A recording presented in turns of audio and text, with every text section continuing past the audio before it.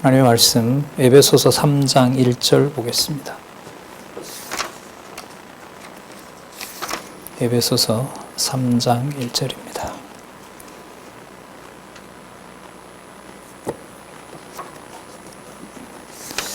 제가 읽겠습니다.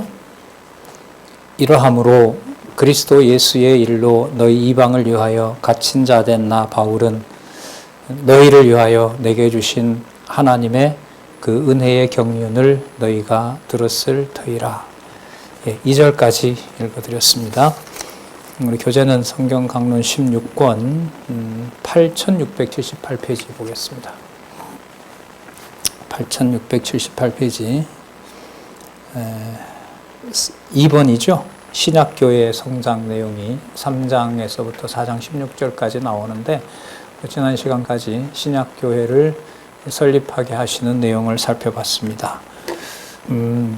1장의 기초부터 나왔었죠. 하늘과 땅을 통일시키는 그리스도께서 무장의 원리가 되시는 겁니다. 지상에 있는 교회가 단지 혈육으로 된 것으로 절대로 말할 수 없는 너무나 놀라운 곳이 펼쳐지는 곳이다. 이게 바로 교회이고 어느 무엇도 훼손할 수도 없고 또한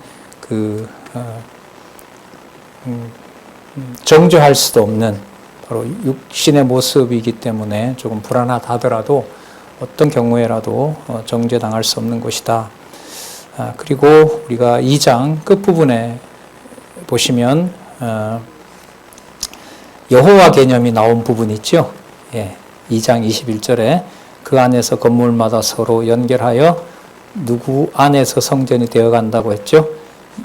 주 안에서. 이게 여러분 뭐로 번역돼요? 여호와 안에서라고 번역이 되죠. 여호와 안에서 성전이 되어가고 너희도 성령 안에서 거하실 초소가 되기 위하여 그리스도 예수 안에서 함께 지어져 가느니라. 그래서 우리 놀라운 말씀이 여기 나온다고 했죠. 성부, 성자, 성령 그리고 여호와.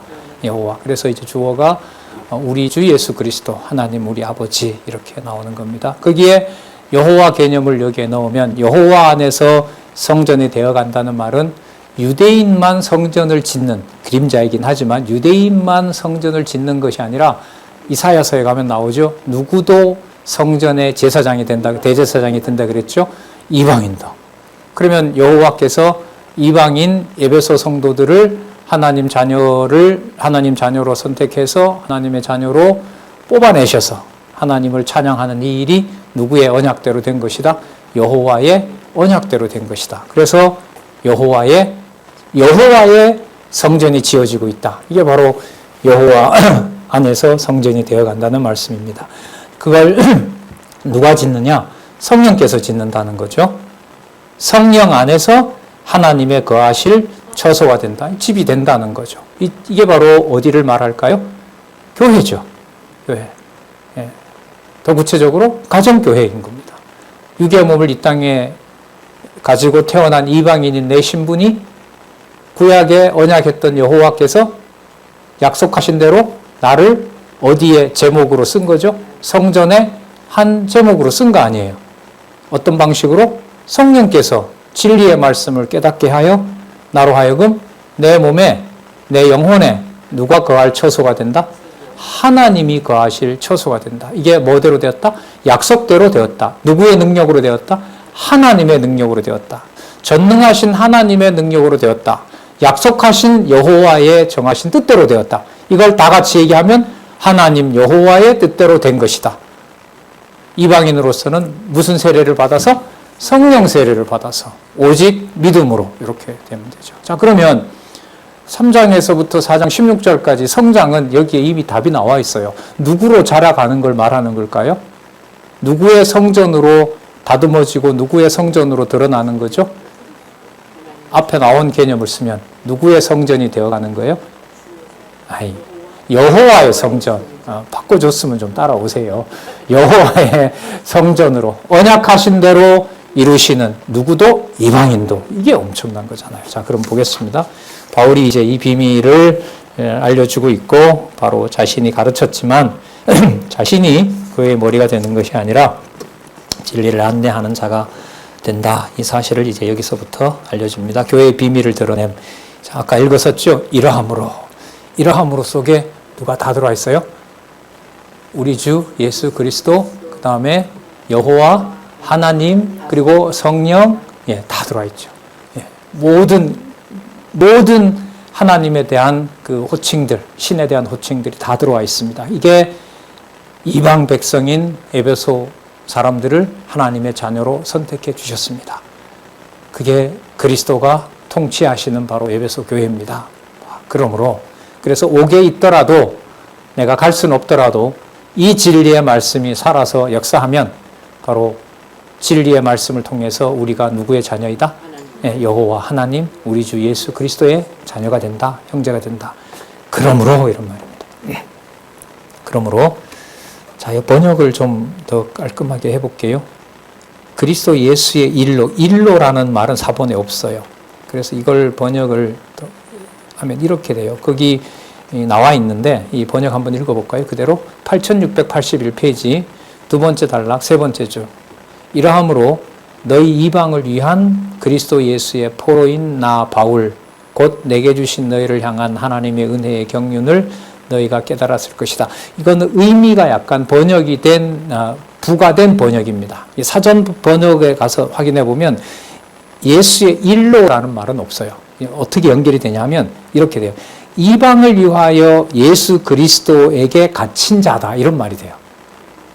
그러니까 감옥에 있는 게 로마 군들이 자기를 가둔 게 아니에요. 그게 누가 거기에다가 가둬 놓은 거예요? 그리스도 예수 안에 붙잡혀 있다는 말을 붙잡혀 있는다는 말이 감옥에 갇혀 있는 자기의 상황을 뛰어넘는 거예요. 실제로 뭐 다리까지는 어쨌든 감옥의 죄수로 붙잡혀 있고 쇠사슬을 차고 있을 거 아닙니까? 그러면 그게 누구에게 사로잡혀 있는 것으로 받아들이는 거죠? 그리스도의 예수 그리스도의 포로 예수 그리스도의 사도로.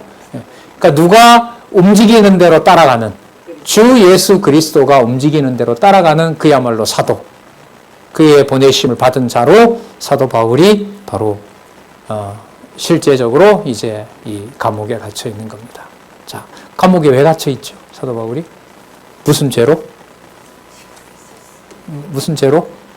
이방에게 복음을 전했다는 이유로 고소를 당했잖아요. 모세의 법을 가르치지 않는다고 고소를 당했잖아요. 그래서 이제 누구에게 내가 항고를 하겠다? 로마 황제 가이사에게 내가 재판을 청하겠다. 그렇게 해서 감옥에 와 있는 거 아니에요. 그러니까 무엇을 전함으로 해서 감옥에 와 있어요? 주 예수 그리스도와 하나님 우리 아버지에 대한 진리의 말씀을 가르친 거기 때문에 고소를 당해서 여기에 와 있는 거잖아요. 그런데 그것을 누구에게 사로잡혔다라고 얘기를 해요? 그리스도 예수에게 사로잡혔다고 하는 거예요. 자, 그 사실이 너무나 감격스러워서 교회를 잔해하던 자기의 사정이 그리스도의 복음을 위하여 목숨을 내야 되는 이러한 은총을 받았다는 사실로 인해서 이게 사본에 있는 거겠죠. 점 6개가 있습니다. 이 사본에 있는 거예요. 그대로. 이건. 이른바 감격하고 목이 메는 거죠. 제가 처음에 읽을 때는 바울이 너무 고생스럽고 에베소 교회가 너무 힘들고 에베소 성도가 너무 그립고 교회가 너무 위험에 처했기 때문에 사도 바울이 너무 힘들어서 편지를 쓰다가 눈물 흘리는 것처럼 어버이날 편지 쓰면서 울어보셨죠? 안 울어보셨어요? 철들어서 편지 쓰라고 하니까 눈물이 뚝 떨어지던데요. 저는 한두 번쯤. 그런 효자가 아니에요. 불효를 했기 때문에 그게 떨어지는 거예요. 그런 감정일까요, 이게? 아니에요. 처음에 그런 줄 알았어요. 아니에요. 그게 아니고요. 갈 수는 없는 거지만 그리스도가 살아계셔서 하늘과 땅을 통일시킨 것처럼 감옥이나 밖이나 철장이 가리고 있는 게 아무런 의미가 없어요. 그리스도의 통치가 이방인에게도 지금도 가르쳐 전해준 대로 무너지지 않고 에베소 교회가 그대로 진리의 말씀 안에 서 있고 이 편지를 보내면 받아볼 지체가 있다는 그 놀라운 하나님의 은총에 대해서 이제 사도 바울이 감격해서 목을 메이는 것이 점점점점점입니다. 자, 한글 문법은 6개 찍습니다. 줄임표가.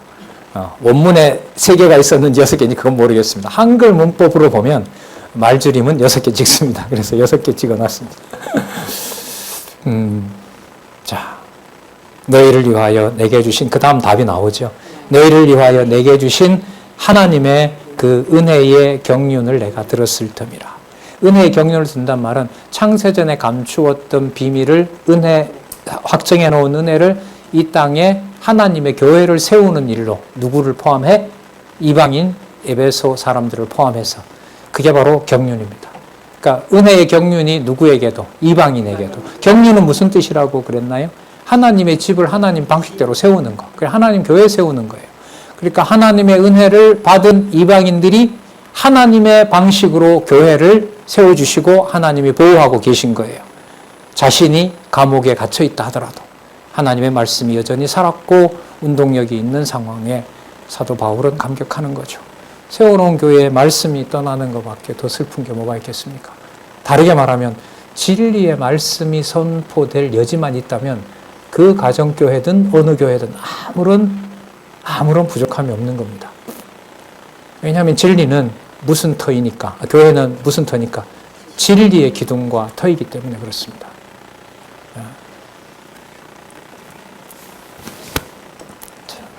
그 은혜의 경륜을 너희가 들었을 터이라.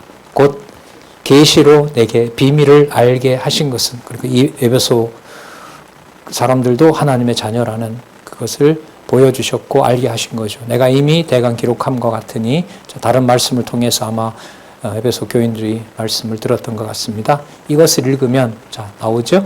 누구의 비밀? 그리스도의 비밀을 내가 깨달은 것을 너희가 알 수 있으리라. 이 말은 사도 바울이 보낸 편지가 아니면 그리스도의 비밀을 알 수 있는 길이 없다. 꼭 이걸 보십시오. 좀 이렇게 권면하고 있는 겁니다. 이제 그의 거룩한 사도들과 선지자들에게 무엇으로? 성령으로 나타내신 것 같이 다른 세대에서는 사람의 아들들에게 알게 하지 아니하셨다. 일단 아니하셨다. 이렇게 끊겠습니다.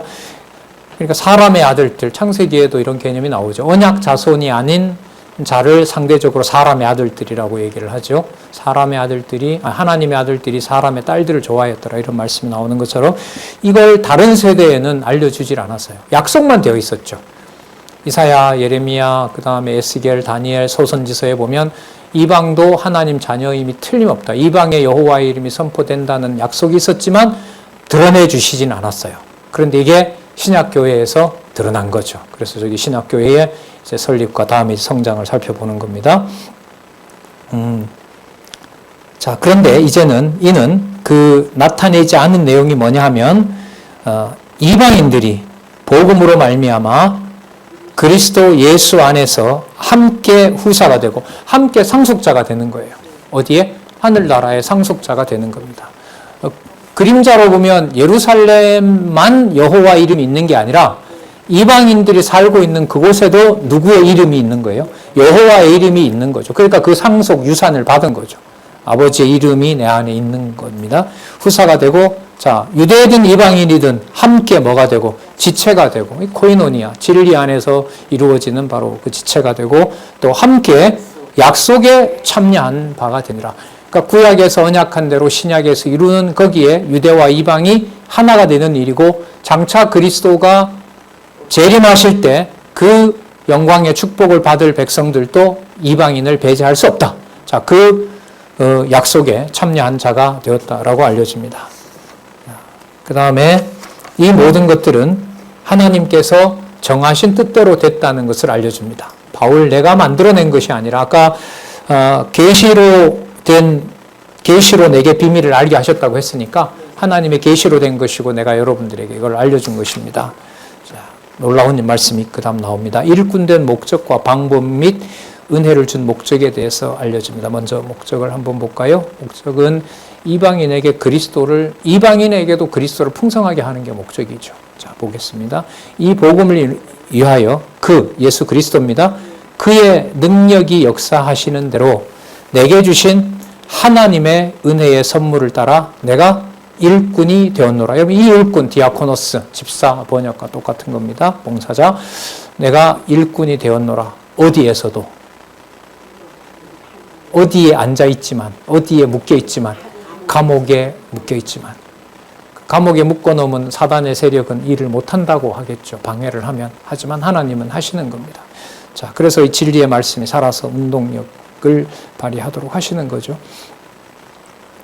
일꾼이 되었노라. 모든 성도 중에 지극히 작은 자보다 더 작은 자에게 이 은혜를 주신 것은 측량할 수 없는 그리스도의 풍성을 누구에게 전하게 하시려고 이방인에게 전하게 하시고, 유대인 기준으로 봤을 때 이방인에게 여호와를 소개한다는 것은 믿음을 안 주면 이거는 바로 스데반을 죽이듯이 죽여야 돼요. 여호와 이름을 이렇게 모욕하는 자가 있을 수가 없는 겁니다. 이런 신성모독은 없어요. 자, 이방인에게 전하게 하시고, 자, 9절에 나옵니다. 영원부터 만물을 창조하신 하나님 속에 감추었던 비밀의 경륜이 어떠한 것을 드러내게 하려 하심이라.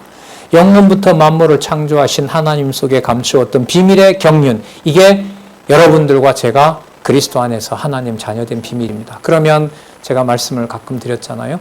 가정교회, 다른 교회도 물론입니다. 이 육의 몸이 시작되는 그 가정교회에서 창세전 하나님의 아버지고 어머니고 창세전 하나님의 자녀인 아들이고 딸이고라는 것을 생각해 본다면 그 가정교회는 내 주권과 어떤 내 권력과 나의 어떤 것으로 통제할 수 없다는 것을 금방 깨달을 수가 있죠. 그러나 이게 단 명제만으로, 짧은 명제만으로 그게 양육되는 건 아니라는 것이 우리가 이제 깨닫고 있는 바입니다. 기록한 말씀을 그대로 따라갔을 때 그 비밀의 깊이를 알아가게 되는 거죠. 그러나 이번에 신문에도 사실 제가 이 부분을 기고를 했는데요. 예정론과 가정교회의 관계, 이렇게 해서 지금 고민을 좀 해봤습니다. 그러니까 혈육의 관계 속에서 그 관계가 얼마나 귀중한지를 볼 수 있는 눈도 누구 안에서 언제 하나님 자녀 되었다? 창세전 그리스도 안에서 하나님의 후사가 되었다. 하나님 나라의 상속자가 되었다는 것을 그 사실만 안다 하더라도 교회가 1차적으로 제도교회가 가정교회를 그렇게 과거 서구처럼 박멸하거나 진멸하거나 불법 집단이라고 하거나, 지금도 여러분 한국 장로교 법은 가정교회의 가치를 그렇게 크게 인정하지 않습니다.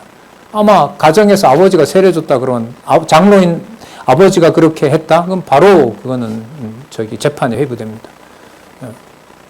자, 영원부터 만물을 창조하신 하나님 속에 감추었던 비밀의 경륜. 비밀의 경륜은 감추었던 비밀, 이방인도 하나님 자녀가 되고 하나님의 집 속에 지어져가는 하나님의 자녀라고 하는 사실을 깨닫게 되는 것. 그러한 하나님의 관리 방식, 이게 바로 비밀의 경륜입니다.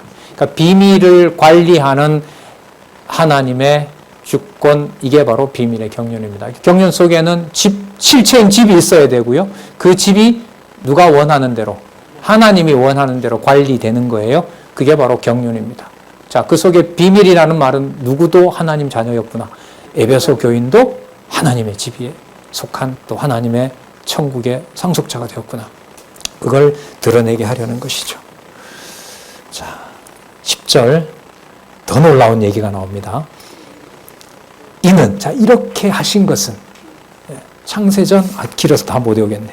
영원부터 만물을 창조하신 하나님 속에 감추었던 비밀의 경륜. 자, 요 사실, 이 사실이 이제, 그 다음 보세요. 뭐로 말미암아? 그래, 이 지상에 있는 지상교회로 말미암아, 가정교회로 말미암아, 자, 뭐가 드러나나 보세요. 우리 이 초라한 가정처럼 보이고 늘 이렇게 소란스러운 가정처럼 보이지만 그 교회로 말미암아 하늘에서 정사와 권세들에게, 하늘에 정사와 권세가 나오네요. 하늘에 있는 정사와 권세들에게 하나님의 온갖 지혜를 알게 하는 실체가 뭐라고요? 교회라고요. 이방인의 두세 사람 모인 곳이, 자, 다시 봐야죠. 영원부터 만물을 창조하신 하나님 속에 감추었던 비밀의 경륜이라는 것을 이렇게 형편없어 보이는 에베소 교회에 두세 사람 모인 그곳이 비밀의 영광이 드러난 곳이다라는 것을 하나님이 누구한테 얘기해요? 정사와 권세, 공중권세를 잡고 있고 그리스도를 죽였고 하나님의 교회를 박멸하려고 하는 악의 세력들에게 하나님께서 자랑스럽게 보여주는 게 뭐냐면 형편없어 보이는 에베소 교회 두세 사람이 모여있는 가정교회인 거예요. 이걸 아버지라고 어머니라고 손을 대면 어디 권세의 종로로 타는 걸까요? 정사와 권세에게 종로로 타는 겁니다. 내가 명령문 하나를 내리는 순간. 에이, 뭐 그렇게까지는 아니죠. 때로 명령하고 뭐라 할 수도 있고 한 거지. 예? 그건 좀 열어놓고 살아야죠. 내가 투자한 게 얼만데. 내가 지를 잘 살리려고, 잘 거두려고 한 게 얼만데. 그건 조금 열어놓고 봐야 돼요? 안 돼요? 예. 예. 할머니 세대가 안 된다고 하면 아버지, 부모, 어머니 세대도 못 하는 거예요. 여러분, 이거 너무 충격적이지 않아요? 예. 이 지상에서 보호받고 하는 이런 개념이 아니라 진리 안에서 이방인이 하나님의 말씀으로 하나님 후사가 된 사실을 깨닫고 주 예수 그리스도가 통치하는 교회는 누구도 손댈 수 없는 하나님이 무장시켜 놓은 것이다. 정사와 권세들. 그러니까 이거는 에덴의 가정교회를 파괴시킨 세력이 이거거든요. 예, 옛뱀이 와서 뭐 했으니까 꼬시고 무너뜨려 버렸잖아요. 그러니까 이걸 하나님이 지금 여기에서 사도 바울을 통해서 이방인도 그 에덴에 있던 교회가 뭐 된 거죠? 회복시킨 거예요. 회복시킨 거예요. 이 정도 의미를 부여해버리면 가정이 어떤 방식으로 있건 없건 이런 상황을 뭐 해요? 다 초월합니다. 초월해요. 여러분, 이런 기준으로 가정교회나 이런 걸 저는 어렸을 때도 못 들었고, 선교단체에서 이런저런 제자와 프로그램도 참석해보고, 큰 대학부 교육을 이런 얘기는 한 번도 못 들었어요. 그런데 정작 에베소서를 읽어봤을 때, 이 교회의 실체는 내가 있고, 내 몸이 있고, 내 부모가 있고, 내 할머니가 계시고 때로는 관계가 이게 진짜 가정이냐라고 하는 갈등도 생기고 하는 바로 그것이 정사와 권세들, 아담과 하와를 에덴 동산에서 지배했던 바로 그 정사와 권세들에게 그리스도 안에서 자랑하는 거리가 바로 내가 있는 실체라는 걸 깨달았을 때 이 자유로움은 너무너무 컸습니다. 그래서 여러분, 명령문과 자기의 어떤 권한을 율법을 동원해서 명령하고 하는 체제가 가정을 교회로 파악했을 때는 그게 불가능하다라는 사실을 여러분들과 같이 공감하고 있는 거죠. 이 말이 나올 줄은 그렇게 해서 세상 사람들에게 에베소도 얼마나 귀한지를 하나님께서 드러내리 하면 이렇게 해도 되거든요. 얼마든지. 그죠? 그런데 어디로 끌어올려요? 정사. 그러니까 여러분, 정사와 권세는 공중권세를 잡은 자들이고 아담 이후에 세상을 통치하는 악의 세력이잖아요. 그 악의 세력을 그리스도가 뭐 하셨습니까? 이기셨잖아요. 이기시고 세상에 위에 교회를 세워버렸어요. 교회가 통치하게 되는 거죠. 그리고 그 교회의 머리가 누가 되시는 거죠? 그리스도가 되시는 거죠. 그 원리가 교회예요. 그러니까 교회가 무너진다라는 말은 이 세상이 무너진다는 말하고 똑같은 거죠. 왜냐하면 세상을 통치하는 바로 그 권세가 주 예수 그리스도를 머리로 한 어디에 있기 때문에, 교회가 있기 때문에, 이런 면에서 신령한 의미에서, 영적인 의미에서 세상 역사의 중심은 무슨 역사 중심이다? 교회 역사 중심이다. 큰 교회? 아니요. 우리 가정 계보의 역사가 동시에 여러분 이 세상 역사의 중심이라는 겁니다. 그러니까 내가 현재 있는 이 자리에, 내가 처한 이 상황에 주 예수 그리스도를 머리로 한 바로 그 교회에 진리의 말씀이 공급되면서 여호와 하나님의 이름이 분명하게 찬양되는 그곳이 정사와 권세가 무너뜨릴 수 없는, 6장에 있는 개념을 미리 쓰겠습니다. 하나님의 전신갑주가 성취된 곳입니다. 그래서 에베소서 주제가 교회가 무엇인지 그 진리를 깨닫게 됨으로써 뭐 하게 된다? 무장하게 된다는 말이 바로 여기에 나옵니다. 정사와 권세가 뭐 할 수 없다? 손댈 수 없다. 하나님이 조롱하는 거죠. 근데 이거 무너뜨리려고 그래. 참 잘 봐. 이 에베소 교회가 형편없다고? 창세전에 그리스도 안에서 내가 선택해 놓은 내 자녀들인 거야. 예, 이게 여러분 스가랴에 보면 이런 장면이 나오죠. 스가랴에 보면 예루살렘 성전이 망했어요. 망하고 아주 초라하고 그 입었던 옷이 불타버리고 몸에 그을린 대제사장 여호수아가 사단 앞에 불려와 있고 한편에 사단이 있고 여기에 예루살렘 대제사장 여호수아가 있고 그 다음에 하나님이 앉아 계세요. 근데 하나님이 사단 보고 뭐라고 말하냐면 저렇게 초라해 보이는 예루살렘 성전을 지키지 못했던 저 여호수아가 내가 참으로 신실하게 여기는 내 제사장이다. 자, 그래서 다시 돌아가서 무엇을 중건하게 돼요? 예루살렘 성전을 하나님께서 중건하게 합니다. 사단은 이렇게 기소를 하겠죠. 하나님의 성전을 관리하지 못해서 예루살렘 성전을 바벨론에게 내어준 그 장본인이 저 대제사장인데 저가 무슨 회복될 여지가 있습니까? 기소하세요. 저는 내가 데려갑니다. 내가 처벌할 겁니다. 이게 사단이 하는 일이거든요. 사단이 기소해서 자기 자녀 삼아버리는 거 아닙니까?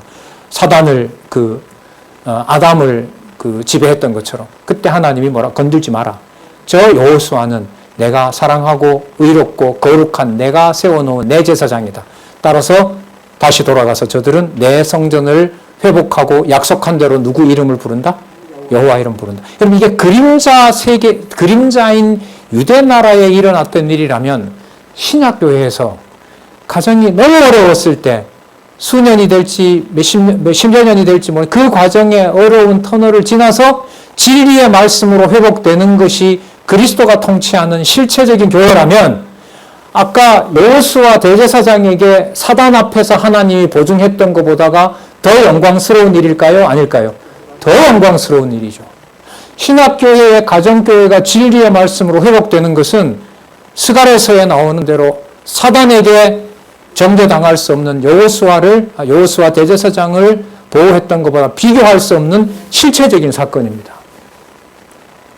그래서 제가 우리 선배들 이렇게 보면 이럴 경우에는 저런 데까지 저렇게 문안을 하나. 근데 그 비밀이 풀렸습니다. 그분들이 그렇게 하는 것이 아니라 진리의 말씀이 교회를 그렇게 값어치 있게 해놓은 겁니다. 그래서 그런 말씀 드리잖아요. 자주. 교회 생활하면 할수록 교회라는 말은 인간적인 표현이지만 너무너무 부담스러운 개념이다.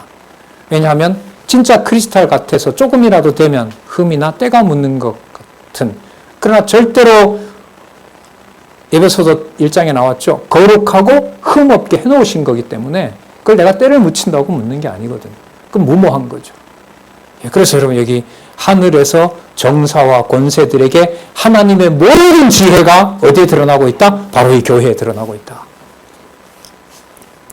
그러니까요, 진리의 말씀이 선포되고 듣든 안 듣든 그렇게 신앙생활이 유지되는 가정과 아닌 것의 차이는 이 경우로 보면 정사와 권세들을 내가 놀리는 일이 되느냐 아니면 정사와 권세에게 지배받는 일이 되느냐라는 그런 차원의 문제가 됩니다.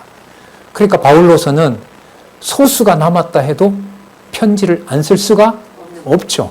이 비밀을 알았는데 자신이 못 가니까 목숨을 대신할 이 편지를 보내는 두기고인가요? 부탁을 하잖아요. 부탁을 합니다.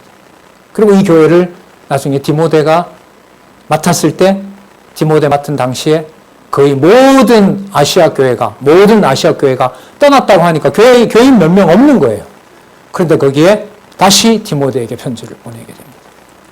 그럼 여러분 가정교회의 규모를 부모가 다 있고 3세대가 함께하고 다 같이 교회에 나오고 그런 개념으로만 설명이 될까요?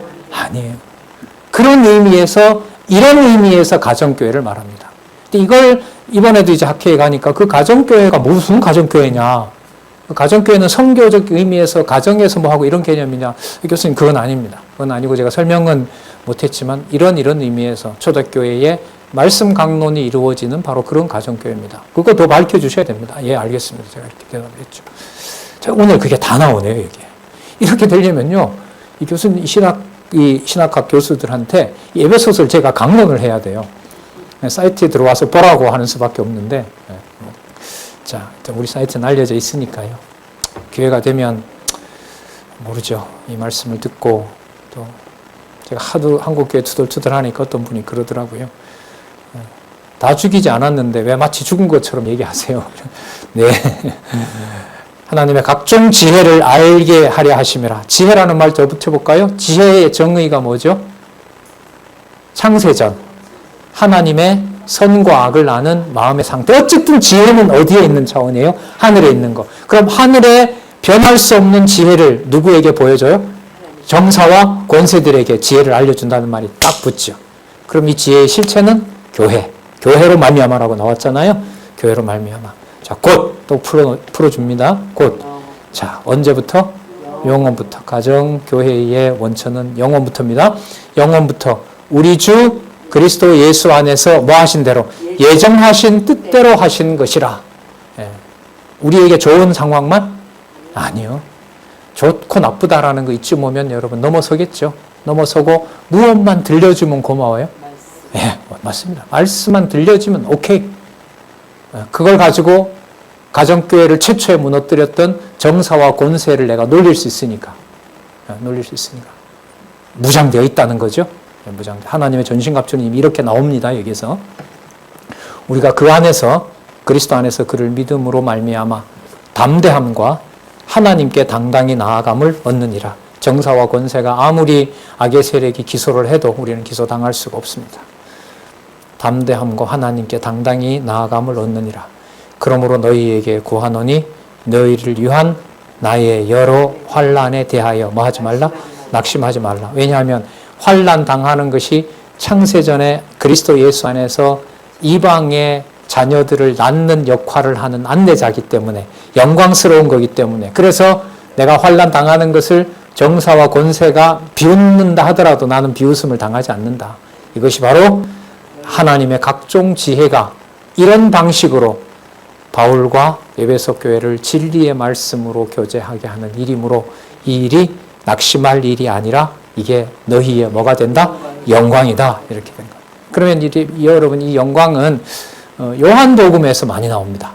요한복음에서 그리스도의 신성을 얘기를 할 때 어디에 속한 분이 아니므로 땅에 속한 분이 아니잖아요. 본성이 1장 1절에부터 시작하잖아요. 태초에 말씀이 계시니라. 그러니까 영원한 차원에 계신 영원하신 말씀이기 때문에 그 말씀이 이 땅에 드러난 거잖아요. 그래서 신성이신 그리스도를 얘기를 할 때 교회의 영광과 연관해서 본다면은 영광이라는 말은 요한복음에 그득하게 나옵니다. 단적인 예 많이 들었던 내용이죠. 가룟 유다가 예수님을 팔려고 나가자 하나님께 예수님이 뭐라고 기도했죠? 아버지여, 지금 제가 영광을 받았습니다. 뭐 하러 나가는, 죄송합니다, 놈을 보고, 배신하는 놈을 보고 등에다 대고 저 죽일 놈이 아니라 아버지께 제가 영광을 받았습니다. 왜요? 아버지께 가는 절차가 시작된 거니까. 누구의 뜻이 이루어지는 거니까. 아들이 가끔 달려들어서 몹쓸 소리 합니까? 아버지여, 이 영광을 이 가정에서 받게 해주셔서 감사합니다. 지나가는 깡패놈한테 제가 욕을 먹는 것보다 가족 인상을 쓰는 아들로부터 제가 모멸감을 당하는 것이 100배 나은 영광이라고 생각합니다. 하나님 감사합니다. 말이 돼요? 안 돼요? 안 돼요? 그럼 다시 할까요? 강론첨서부터? 저도 힘들어요. 힘든 게 불가능합니다. 그러나 힘들건 말건 그리스도 안에 하나님의 자녀고 정사와 권세도 건들 수 없는 하나님의 무장이 시작된 거라면 제가 드린 말씀은 여러분이나 저에게 진리이면 틀림없습니다. 하나님의 말씀으로 하나님의 후사가 된 그 가정에 진리의 말씀이 공급되는 거라면 감옥에 있던 디모데 혼자 남아있던 그것은 바로 영광스러운 하나님의 능력의 영광이라는 능력이 드러나는 겁니다. 낙심치 말라. 이는 너희의 영광이니라. 그러면 그 다음 내용이 무슨 내용이 나오더라도 이런 큰 전제가 마련이 되니까 그 다음 나오는 내용은요, 이어간다기보다 다 그냥 품으면 돼요. 여기까지 만약에 그 에베소에 있는 에베소 교회 성도들, 디모데도 여기 있었다고 보는데 디모데가 여기까지 읽으면서 받았어요. 그러면 3장 14절로부터 보면 무슨 또 다른 말씀인가가 아니라 무슨 말씀을 하든 하나님의 말씀이므로 그건 전부 다 가지고 오면 돼요. 그래서 여러분 윤리학이라는 게 규범이 아닙니다. 기독교에서는. 이 비밀을 깨닫고 그 다음 기대되는 말씀을 전부 다 뭐로? 복으로. 여러분, 자녀에게 여기 너 돈 100만 원 가져, 이게 명령입니까? 복 주는 겁니까? 야, 너 이거 가져. 두 가지 얘기를 해볼게요. 너 내일 몇 시까지 뭐 해놔? 명령문이죠. 맞죠? 말투로 보면 너 100만 원 가져. 이것도 명령문이죠. 안 받죠. 그 앞부분은 뭐로 받아요? 기분 나쁜 명령으로 받죠. 두 번째 명령은 뭘로 받아요? 복으로 받죠. 그러니까 여러분, 명령이 복인지 저주인지는 뭐가 결정해요? 무엇이? 하나님의 말씀과 진리의 성령이 끌어가는 대로 하나님께서 받아들이기도 하고 못 받아들이기도 합니다. 그러나 이 비밀을 만약에 간직하고 그 다음 내용으로 본다면 무슨 바울의 권면이 명령으로 쏟아지더라도 뭘로 받을까요? 복으로 받죠. 아까 뭐처럼 너 돈 100만 원 가져라고 하는 복으로 받는 거죠. 그럼 그 마음을 누가 줄까요? 바울의 고생스러움 때문에? 아니요. 바울의 언변이 뛰어나서? 아니요. 하나님의 은혜로 이렇게 되는 겁니다. 볼게요. 어떤 복이 쏟아지는지. 쏟아지는 복을 받도록 사도 바울이 먼저 강구하네요. 그러면 강구한다는 말은 누가 주는 게 아니라는 거예요? 바울이 주는 게 아니라는 거죠. 하나님 꼭 받게 해주세요. 제가 기록한 이 말씀이 진리지 않습니까? 이거 아니에요. 자, 이러함으로 내가 하늘과 땅에 있는 각 족속에게, 모든 이방 유대 형제들에게, 각 족속에게 이름을 주신 아버지 앞에 무릎을 꿇고 비노니. 그러면 있었던 분들, 그 당시 있던 분들, 지금도 있는 분들, 장차 올 분들, 그 모든 자들에게 각각에게 하나님께서 뭘 줬어요? 이름을 주신 거죠. 그러니까 각각 누구로 불렀다는 거죠? 하나님 자녀로 불렀다는 거죠. 이방인 어디에 사는 누구로, 유대 어디에 사는 누구로 각각 이름을 불렀어요. 여러분, 이름을 각각 불러서 이름을 정해줬다는 얘기가 어디 나와요? 저기 어디? 창세기. 누가? 아담이 해요? 하나님께서 아담을 이끌어와요? 하나님이 만물을 이끌어오죠. 그리고 아담한테 갖다 놓고 아담이 뭐 합니까? 이름 짓지요. 여러분, 아까 사람이신 예수 그리스도 아담 나왔었죠. 아담에게 에덴에서 약속했던 그 실체적인 교회가 지금 여기에 와서 유대인뿐만 아니라 이방인에게도 각각 뭘 지정했대요? 이름을. 그 시대에, 몇 년도에, 어디에 태어나도록 하나님께서 뭘 했다? 이름을 주셨다는 거예요. 그러니까 여호와의 이름을 이방인인 에베소 성도들에게도 뭐 했다? 심어줬다는 거죠. 너 누구 아들이다? 여호와의 아들이다. 여호와라는 이름이 네 심령에 있다. 이걸 새겨줬다는 거죠. 예, 한글인데도 이거는 언어가 아니에요. 이런 말은 할 수가 없어요. 예, 이름을 주신 아버지 앞에 무릎을 꿇고 비노니. 맞죠? 바울이 주는 게 아니니까. 자, 16절. 그 영광의 풍성을 따라. 예, 창세전 그리스도 안에서 하나님 자녀 삼아주신 그 영광의 풍성함을 따라 그의 성령으로 말미암아. 성령이 안 주면, 성령 세례가 없으면 못 받아요. 받고 싶어도. 육의 몸으로 받을 수가 없죠. 그의 성령으로 말미암아 너희 속사람을 무엇으로? 능력. 하나님의 능력이겠죠. 능력으로 강건하게 하옵시며. 당연하죠.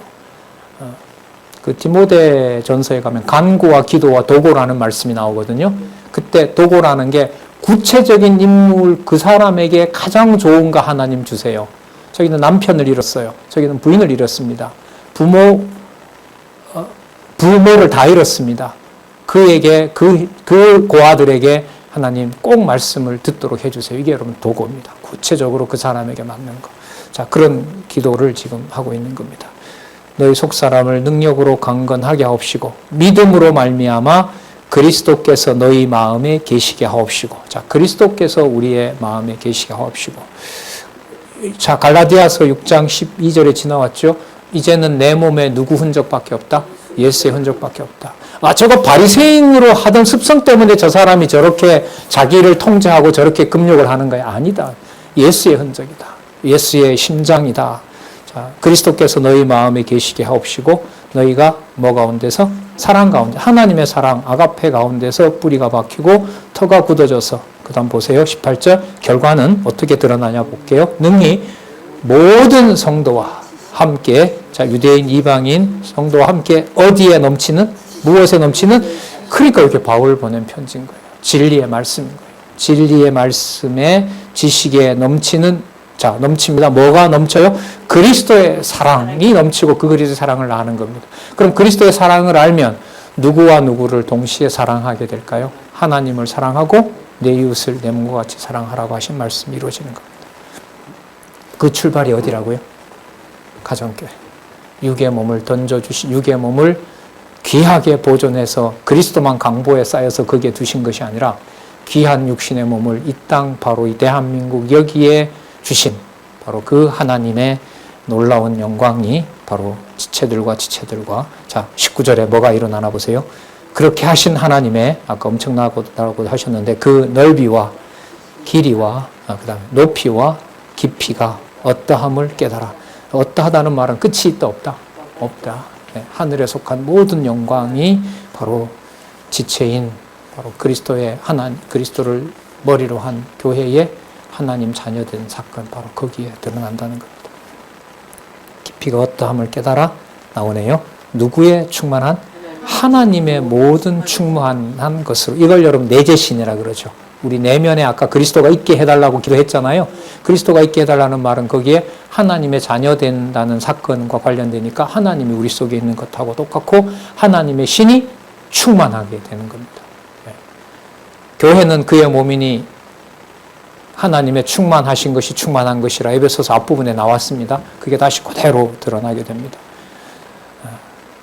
하나님의 모든 충만한 것으로 너희에게 충만하게 하시기를 구하노라.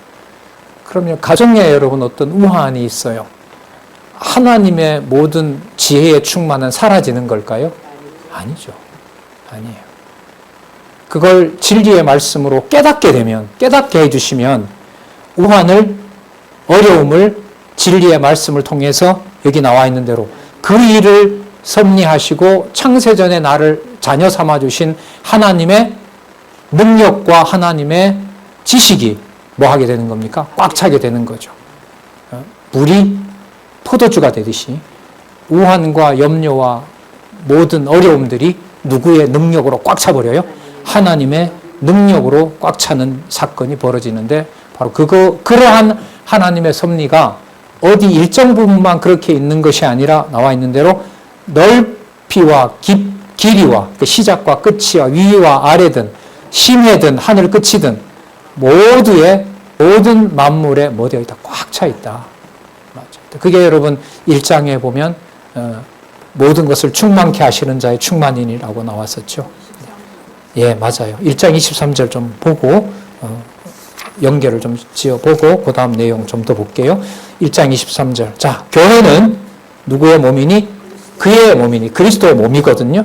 예, 그리스도는 그의 몸이고 만물 안에서 만물을 뭐예요? 충만하게 해요. 그러니까 불행에 있건 위험에 있건 혼자 있건 여럿이 있건 전쟁 중에 있건 어떤 상황에 있건 내일의 미래가 있어 보이든 없어 보이든 그 모든 것 속에 그리스도가 통치하는 게 뭐 한다는 거예요? 꽉 차 있다는 거죠. 하나님의 신성이 꽉 차 있다는 거예요. 그런데 이걸 꽉 차 있다는 것을 깨닫게 하지 않으면 몰라요. 그러니까 바울이 전하는 그 말씀 밖을 벗어나면 그리스도의 교회의 비밀을 알아요, 몰라요? 모르는 거예요. 그래서 40년 동안 만나를 먹인 사건보다가 비교할 수 없는 중요함이 여러분들과 제가 줄곧 진리의 말씀에 대해서 계속해서 뭐 큰일 아니면 아픈 와중에서라도 빨리 회복해서 말씀 보고 싶은 마음을 주시는 겁니다.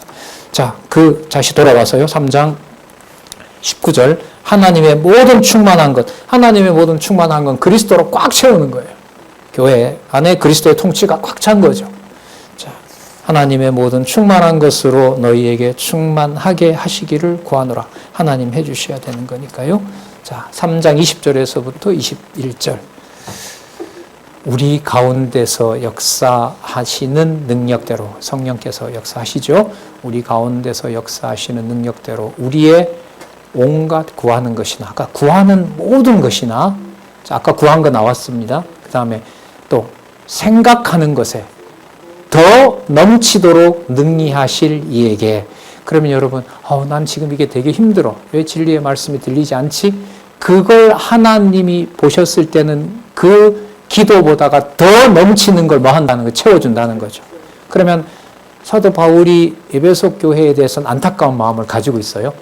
바울이 하나님 말씀이 제대로 전달되게 해주십시오라고 바울이 기도하잖아요. 그 기도가 이루어진단 말이에요. 그럼 바울이 원하던 만큼 이루어진다는 거예요. 그 이상 상상할 수 없는 게 이루어진다는 거예요. 여러분, 그러면 이렇게 생각이 돼요. 하나님, 우리 가정교회 진리의 말씀 지키게 해주세요. 보니까 어느 친척이 들었어. 그것으로 만족한다는 거예요? 아니면 그 모든 다른 것들이 더 채워진다는 거예요? 그게 어디에서부터 출발해요? 진리의 말씀을 듣는 그 현장에 일어나는 일이에요. 이게 보통 사건이 아닌 거죠. 그래서 제가 아까 디모데가 혼자 남아도 편지를 보내지 않을 수가 없어요. 누군가가 안 믿는다고 해서 그리스도의 충만한 통치가 변한 것이 하나도 없으니까. 그걸 마지막 남은 디모데에게라도 알려주는 거죠. 그래서 전국 혹은 세계에 진리의 말씀을 한 분이라도 듣고 있다는 것을 소홀히 할 수가 없어요. 이게 우리 방송 선교에서 이 제작을 안 할 수가 없는 이유죠. 그 대륙에는 뭐 없으니까. 이런 개념이 절대로 아닙니다. 더 놀라운 말씀이 그 다음에 나옵니다. 생각하는 것에 더 넘치도록 능히 하실 이에게, 자, 어디 안에서와? 교회 안에서와. 내가 지금 있는 이 자리가 바로 그 교회라고 보시면 됩니다. 교회 안에서와 또 동시에 그 교회니까 누구 안에서? 그리스도 예수 안에서. 자, 아까 영광 또 나왔습니다. 온 우주 만물에 꽉 차 있고 어떤 경우라도 정사와 권세들에게 자, 교회는 건들 수 없다. 이렇게 무장되어 있다. 건들지 마라. 라고 하는 하나님의 각종 지혜가 그렇게 드러나므로 자, 무엇이? 영광이 대대로 영원 무궁하기를 원하노라. 바울이 아까 점 찍어서 감격했던 것처럼 여기서도 감격했어요. 확정 짓습니다. 아멘! 하고 이제 4장 1절로 넘어갑니다. 그러면 아까도 말씀드렸지만 무슨 내용이 나온다 하더라도 우주 만물 모두의 하나님의 각종 지혜가 꽉 차 있는 두세 사람이 있다 하더라도 거기에 진리의 말씀이 운동한다면 바로 그것은 누구의 영광의 실체가 된다? 하나님의 영광의 실체가 된다. 과거에 우리 선생님들하고 결혼 공부할 때 사경회 저기 속리산인가 가서 애들 그때 농담했던 말이 있잖아요. 야, 집에 가서 엄마가 성적이 안 나오면 뭐라 하잖아. 그리고 게임만 하면 뭐라 하면 한마디만 하고 엄마한테 변명을 해라. 뭐라고 하면 돼요? 엄마, 내가 창세전 하나님의 영광이다. 그런 영광을 가리냐? 게임 몇 번 했다고 성적 떨어졌다고 그건 아니지. 스님 진짜 그래도 돼요? 글쎄, 내가 그래도 된다 이러면 나중에 너네 엄마가 나한테 올 거니까. 하지만 하나님 자녀 되는 것을 어떤 조건으로 이렇게 하면 하나님 된다는 것은 거짓말이다. 거기엔 속지 마라. 어마어마하죠. 그 다음 안 볼 수가 없죠. 하지만 오늘은 시간이 여기까지여서 4장부터 우리 다음 시간에 보겠습니다. 하나님 아버지 감사합니다. 진리의 말씀 또다시 하나님 가르쳐 주시고 또한 알려주십니다. 다시 더욱 강구드립니다. 우리 함께하는 모든 주의 지체들, 진리를 사랑하는 동역자들, 이 말씀에 더욱 풍성함을 누리게 하여 주시고 주신 상황, 여건에서 주신 교회 아름답게 진리의 말씀으로 인도하는 아름다운 직분을 감당할 수 있도록 하나님 붙잡아 주시옵소서. 예수님의 이름으로 기도드렸습니다. 아멘.